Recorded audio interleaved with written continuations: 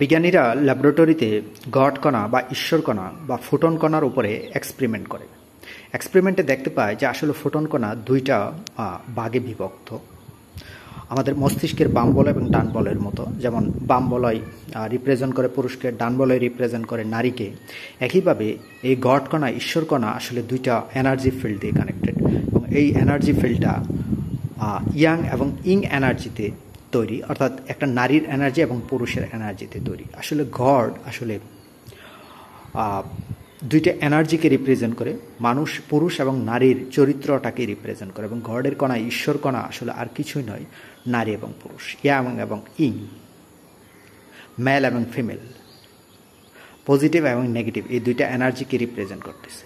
আসলে এই দুইটা এনার্জি যখন কানেক্টেড হয় তখনই এখানে প্রেম উৎপাদিত হয়। যেমন নারী পুরুষের সংস্পর্শ আসলে প্রেমকে রিপ্রেজেন্ট করে, এবং সৃষ্টির সব কিছুতে প্রেমের সাথে কানেক্টেড। মূল কথা হলো যে আসলে এই গড কণা, ঈশ্বর কণাকে যখন ল্যাবরেটরিতে গবেষণায় দেখা গেছে, গড কণা, ঈশ্বর কণা আর কিছু নয়, নাথিং এলস। এটা আসলে